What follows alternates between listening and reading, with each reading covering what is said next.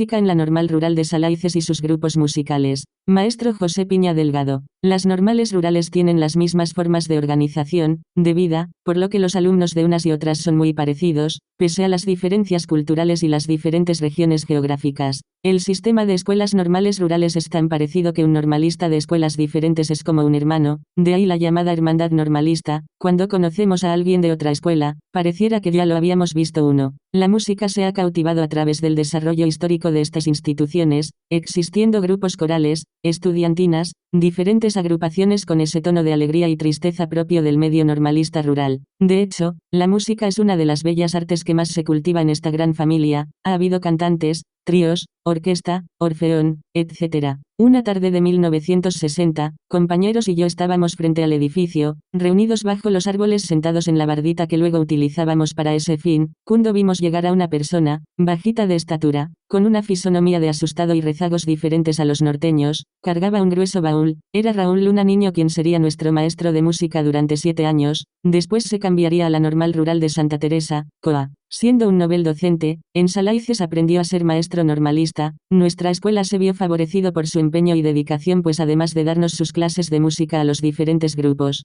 donde se utilizaba un cuaderno pautado para escribir las notas de algunas canciones, Noche de Paz, El Abeto, Granitos de Granada, Santa Lucía y otras que se trajo de su natal Ciudad de México, guardamos términos musicales como corchea, semicorchea, calderón, bemol. De hecho, aprendimos de menos el himno nacional, a solfear y dirigir este frente a grupo. Formó el Orfeón, integrado por 40 voces masculinas cantando a capela en forma polifónica canciones populares con arreglos a 3, 4 y 6 voces, incorporando solistas de diversas tesituras con muy buena aceptación por parte de los alumnos, maestros, comunidad, escuelas, radiodifusoras y las normales rurales. Muchos compañeros pasaron por este grupo, escogidos por sus virtuosas voces. Pienso de inmediato en uno de mis compañeros de generación, 1959-65, Efrén Arellano Rosales, que poseía una voz privilegiada y su canto era bello. 2. Pero otros que participaron fueron Nacho Cárdenas Alvarado, Héctor Arreola García, Gildardo Irigoyen Silva, Juan Ramírez Parada, Carlos Sandoval Rocha.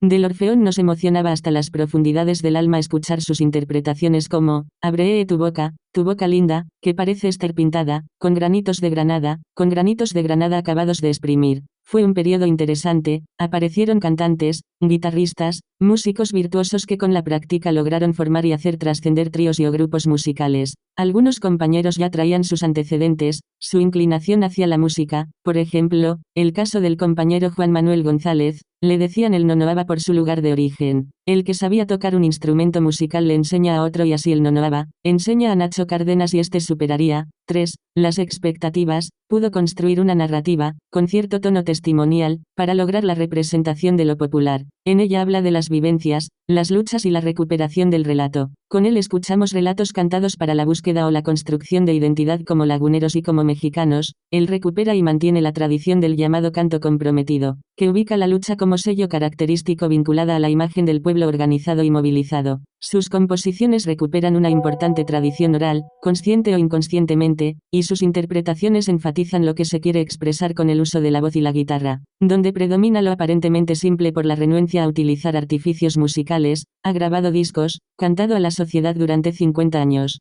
Su original arraigo en el campo y su formación como normalista rural están presentes en sus canciones, que abordan temáticas muy diversas. 4. Nos tocó ver el surgimiento de la orquesta de Pérez Pato, donde estaban compañeros como Jacobo Holguín, Rubén Salais, Manuel Arias, Manuel Miramontes, Mario Almeida, etc. Ellos solitos armaban sus piezas musicales y ensayaban intensamente hasta que lograban su ejecución. La verdad es que nos hicieron pasar momentos muy felices amenizando las fiestas en el comedor del internado. Tocaban también en pueblos cercanos a la escuela. En mayo de 1964 realizaron una gira por varias poblaciones de Guerrero y Bocoina, invitados por sus excompañeros. Incluso es posible que durante esta gira fueran invitados o se interesaran en adscribirse por esos lugares que pertenecían a la 4 Zona Escolar 5. Con el caminar del tiempo, compañeros se van y nuevos se integran, se reacomodan en los grupos. Se forma ya la Orquesta Estudiantil de Salaices 1965, tocarían Héctor Arreola en el saxofón, con el mismo instrumento pero con otra tesitura Manuel Arias, el más pequeño, el virtuoso de este, Adolfo Meraz, De él se cuenta que recién llegado a la escuela, al acercarse a los ensayos de la orquesta estudiantil, los músicos lo vieron tomar uno de los desvencijados saxofones y arrancarle notas musicales. Se quedaron asombrados Arias, Arreola, Chayas y Gilillo al ver que un niño tocaba igual o mejor que ellos, y de inmediato lo invitaron a formar parte del grupo musical. Desde ese momento no dejó de tocar, durante los 6 años de internado, desde 1965 hasta 1971-6. En la batería estaba Enrique Gallegos, Gildardo Irigoyen y José Inés Hernández en las trompetas, en la guitarra Isaías Bañuelos. Su popularidad se dimensionó llegando a tocar en fiestas de Parral, San Francisco del Oro, Santa Bárbara, El Valle, Jiménez. Su repertorio fue amplio y abarcaba melodías desde Beto Díaz, la Sonora Santanera, la Zacatecana y hasta los Abson entre otros. Adolfo Meraz llegaría a formar su propio musical, llamado Sentimiento Latino. Se cuenta de él que cuando estudiaba en la Normal de Salaices y se usaba que en las graduaciones contrataban música de grupos famosos de aquel entonces como, la Comparsa Universitaria de La Laguna, Beto Díaz,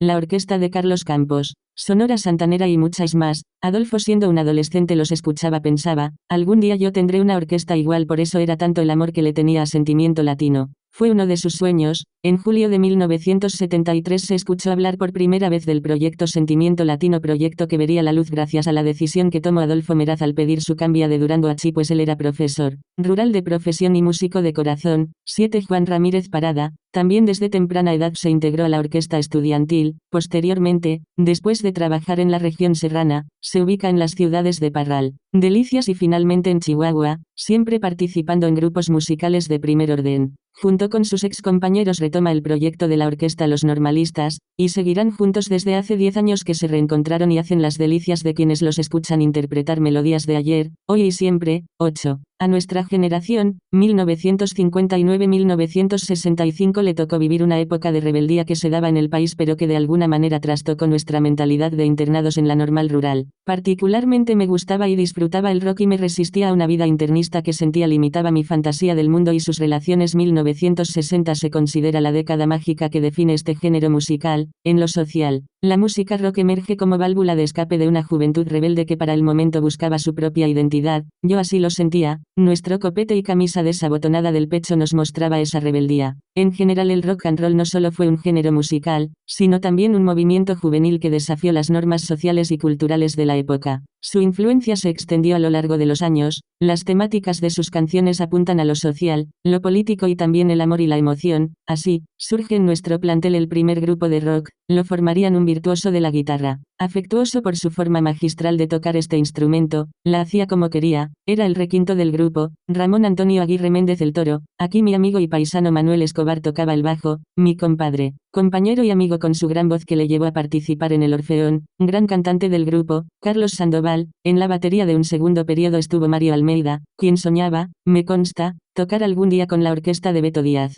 Junto con Melquiades Sánchez, Lorenzo López y Jesús Hernández, integran ese primer conjunto de rock de Salaices que se llamó Los Blatters, haciendo su presentación en un restaurante de la ciudad de Jiménez. Tocaban todos los domingos en una nevería de Jiménez que se llamaba El Atenas. Lástima que yo no tenía habilidades histriónicas porque gozaba estar en ese ambiente y andar siguiéndolos como perro faldero. De ellos se puede recordar canciones que interpretaban como Melodía de Amor, Agujetas de color de rosa, Quiero ser libre, de los Teen Tops, Speedy González, que cantaba Manolo Muñoz, o una muy sentida. ¿Cuánto tiempo hemos perdido sin habernos comprendido? Yo no sé qué voy a hacer si alguna vez te alejas de mí. Ya no recuerdas, mi bien los días de felicidad. Era la balada Noches y días perdidos, que interpretaban los Rogers. Ramón Antonio Aguirre Méndez, murió el 20 de febrero de 2018, alumno de la generación de 1958 a 1964, fue un excelente maestro, virtuoso de la música, y dejó constancia de su calidad interpretativa como concertista de guitarra ante auditorios de CD. Juárez, Nuevo México, Arizona, últimos de los Estados